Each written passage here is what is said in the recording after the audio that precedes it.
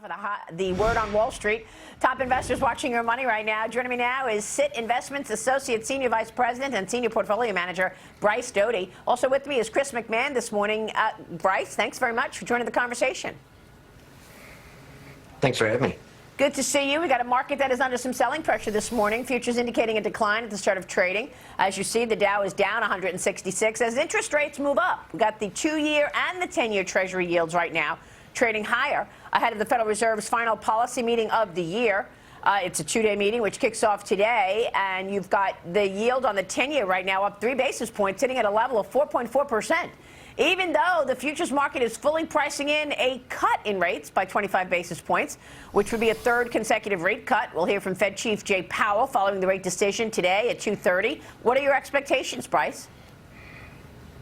Well, I think the key focus will be on what the Fed's going to do in 2025. You're right that the market is totally counting on a 25 basis point rate decrease today, but the bond market has to factor in a slowing of rate cuts, and that's why I think rates are drifting higher, because the sense of urgency or need or flexibility the Fed has to cut is pretty significant when they're 2-3% over core CPI. Like right now, Fed funds at 4.5, core CPI around 2.5.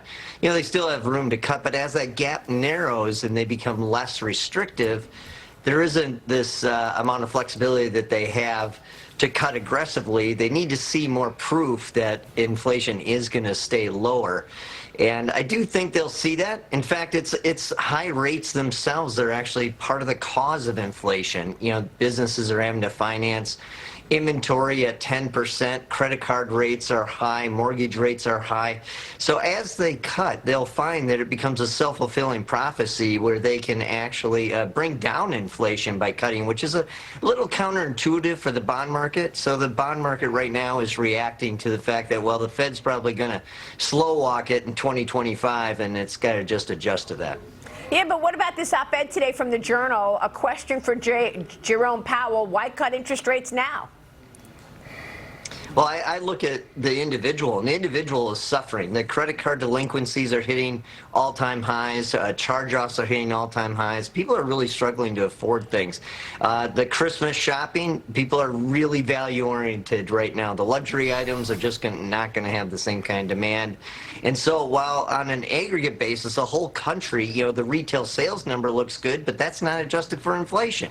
So when you look at what households can handle on a per capita basis, they're in rough shape. Yeah. All right. All really good points. But of course, President Trump has growth as a priority. And Chris, I got to get your take on the big news yesterday. Donald Trump and SoftBank CEO Masa Son announcing a $100 billion investment in America yesterday aimed at generating 100,000 new jobs. This is the head of SoftBank, huge fund, which is going to put $100 billion into America. Watch this. This historic investment is a monumental demonstration of confidence in America's future, and it will help ensure that artificial intelligence, emerging technologies, and other industries of tomorrow are built, created, and grown right here in the USA. I would really like to celebrate the great victory of President Trump. And my confidence level to the economy of the United States has tremendously increased with his victory.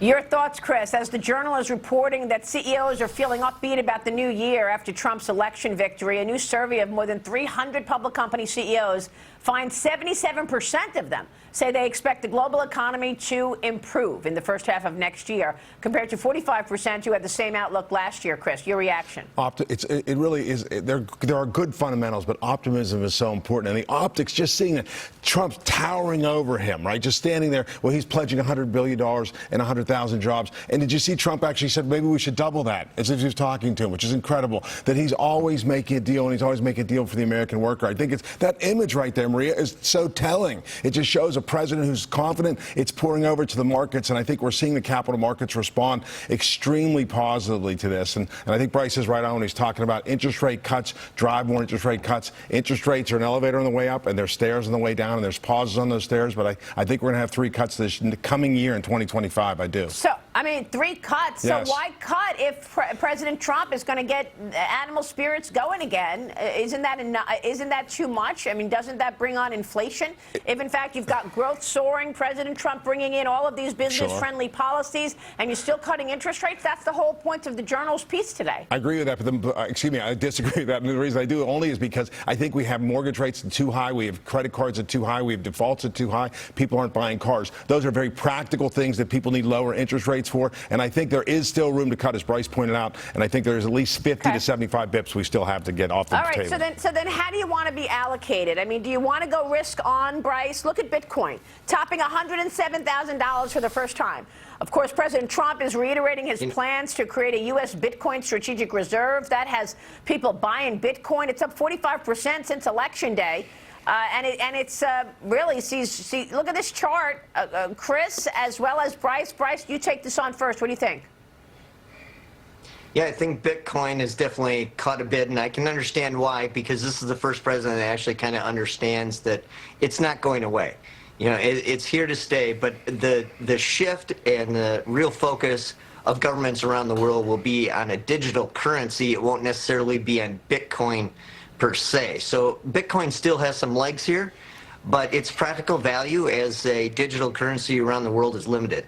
What do you think, Chris? I still think it's a hologram wrapped in a riddle. I do. There's too much going on with this. 2 people in jail. The biggest guys in Bitcoin are all in jail. We forget that. And there's so many issues around it. So I think we have to factor it in. I think we should own some of our portfolios. We should have an allocation, but be prepared for a wild ride. It is no way a one-way ticket. It's going to be going up and down. Well, we'll see about that. We'll be watching that. Great to see you, Bryce. Thanks for joining the conversation. Chris, you're with us all morning, and we're grateful.